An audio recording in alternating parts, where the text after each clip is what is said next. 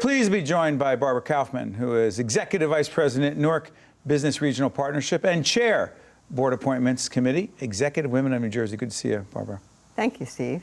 I appreciate you staying with us. We actually had a terrific roundtable discussion with 4 women in leadership positions, you being one of them, talking about the Executive Women of New Jersey and a study that was done called A Seat at the Table, which concluded a couple of important things. Go. That there are a number of ways that we can improve the speed at which women achieve executive suite positions and also access to the boardroom. That it takes a number of different mechanisms to make that possible. So here's the thing, and we were talking about this in the roundtable discussion. It also concluded, and you also have known this from your professional experience, that companies that have women, a significant number of women, on the board, 3 or more, you said, on the board, right. But also in C-suite positions, top-level positions, they perform better. What's the logic or the rationale behind that? There are a number of factors. The way that women collaborate, the way that they organize, the breadth of their thinking, that they embrace different perspectives. I think you can take it further, too, though, that the more diverse an organization, the better it is to perform well, to be perceived well, and to capture a lot of different philosophies. One of the CEOs that we interviewed for the report, Susan Story with American Water, said that every time that she makes her board or her executive suite more diverse, she encompasses opinions that are different than hers. And that allows her to be able to consider things that she might not otherwise have considered. Barbara, what kind of reaction have you gotten? I mean, the study also makes specific recommendations. Barry Ostrowski, who is the head of RWJ Barnabas Health, Micheline Davis, who is the president-elect as we speak right now of the organization, she, together with Barry, they were very involved in this. Barry spoke, and there was talk about a pledge that corporations were asked to make, which says?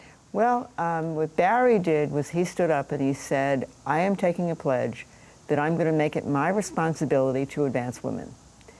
And what he meant by that was that he was going to provide role models, that he was going to form groups, that he was going to find positions, identify positions to which women could be considered. Now, this is not a way to be able to create a position for a woman.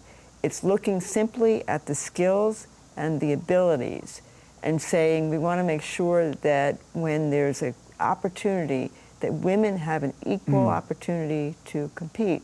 Now, Susan Story, again, to quote her, said that women may not necessarily be out at the evening event, and they're not, certainly not in the locker room, in the men's locker room on the golf course. But women eat breakfast and women eat lunch. And women need to be thinking about how do they take advantage of those networking opportunities. Do women help enough other women? Women, for the most part, really do have each other's backs. But I think it can be so much stronger if we know that part of the team is men, includes men, and also includes women. Because let's face it, right now the men are the ones who are in the power positions. They're the ones who are making more of the decisions. If we just look at the pool of CEOs, women are never going to be able to advance. We have to think about the other skills that women possess and how do we include them.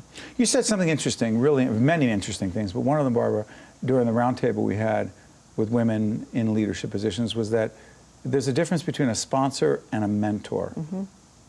Try that again. Okay. A sponsor is someone who has your back, who is looking out for you in the sense of they're in a position where they can make things happen for you. So a mentor is somebody who might not even be in your profession, who is a good listener, who can give you feedback and say, you might say this differently next time, you might ask for this. But a sponsor is going to say, you're in this position now. If you make a lateral move within the organization to do something that you've never done before, you're going to learn X, Y, and Z skills that are going to position you to be able to move here and then here. And someone who has a roadmap in mind that can help you to think through how you progress and what the ladder might look like. I'm curious about this as a student of leadership. Should we as men be looking to be sponsors and or mentors of others, but particularly women? I think that's part of what Barry is pledging to do, is to take responsibility for helping women to find that path and to be the sponsor, to have their back, and to lead them, help them to lead themselves along the way. You're hopeful, aren't you? I'm very hopeful. And I have to say that doing this work, doing the study, one of the things that we didn't talk about before is that EWNJ, Executive Women of New Jersey, Executive Women of New Jersey, works to help women to identify corporate board positions. And that's an effort that's incredibly important to be able to, for the positions that are available. But that report talked about a lot more than just being able to identify the positions. It talked about skill sets and broadening the pool. It talked about using recruiters, a number of different mechanisms. So I really urge everyone to go to that website to be able to read the report. Let's put it up one more time as Barbara finishes. Go ahead.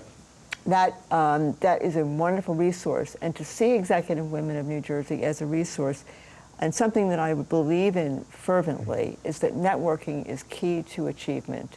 And for women, we need to know how to build a network, how to grow our network, how to use people, how to use opportunities like this show to be able to talk about the issues. I have a feeling you just helped a lot of people. Barbara Kauffman is not only the Executive Vice President of a great organization called the Newark Business Regional Partnership, but also Chair, Board Appointments Committee of Executive Women of New Jersey. Thanks, Barbara. Thank you, Steve. We'll be right back after this. The preceding program has been a production of the Caucus Educational Corporation, celebrating over 25 years of broadcast excellence, and 13 for WNET, NJTV, and WHYY. Funding for this edition of Caucus New Jersey has been provided by Berkeley College, Qualcare Inc., New Jersey Sharing Network, Choose New Jersey, Adler Aphasia Center, Verizon, and by the New Jersey Office of the Insurance Fraud Prosecutor. Transportation provided by Airbrook Limousine, serving the metropolitan New York, New Jersey area. Caucus New Jersey has been produced in partnership with TriStar Studios.